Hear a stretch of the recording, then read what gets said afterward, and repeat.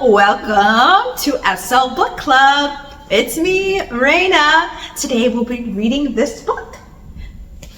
Can you guess what it is? If you guessed Where the Wild Things Are, you are correct. This is this month's featured book, and I will read shortly. But just so you know, in case you didn't already, each featured book comes with activities. Should you ever want to read this book, and clearly the month has passed, you can request said activities from the local librarian here in this library. I'd like to thank you in advance, and let's get started reading Where the Wild Things Are. Where the Wild Things Are. Story and pictures by Maurice Sendak. The night Max wore his wolf suit and made mischief of one kind and another, his mother called him Wild Thing, and Max said, "I'll eat you up." So he was sent to bed without eating anything.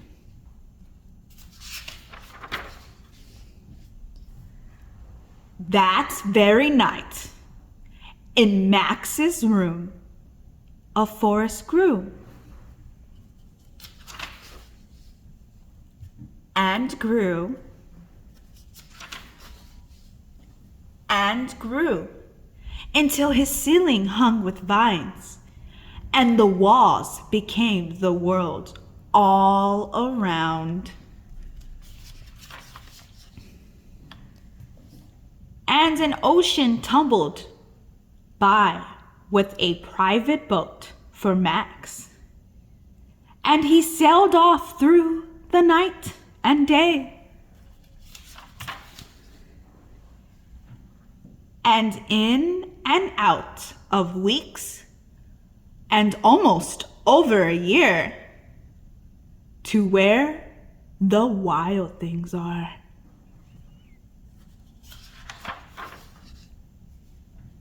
And when he came to the place where the wild things are, they roared their terrible roars and gnashed their terrible teeth and rolled their terrible eyes and showed their terrible claws. Till Max said, "Be still," and tames them with the magic trick of staring into all their yellow eyes without blinking once. And they were frightened and called him the most wild thing of all.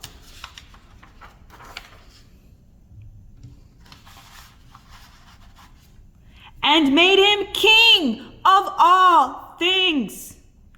And now, cried Max, let the wild rumpus start. They danced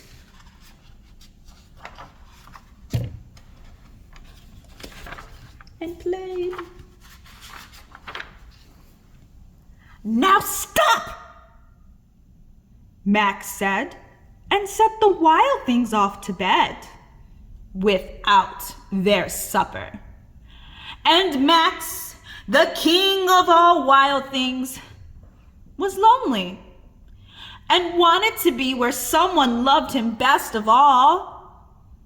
Then all around, from far away across the world, he smelled good things to eat. So he gave up being king of where the wild things are. But the wild things cried, "Oh, please don't go. We'll eat you up. We love And Max said, "No." The wild things roared their terrible roars and gnashed their terrible teeth and rolled their terrible eyes and showed their terrible claws. But Max stepped into his private boat and waved goodbye and sailed back over a year and in and out of weeks and through a day and into the night of his very own room, where he found his supper waiting for him. And it was still hot. The end. Wow, what a great time reading Where the Wild Things Are. I can't wait to see the activities you complete. But I hope to see you next month for our next feature book. Goodbye.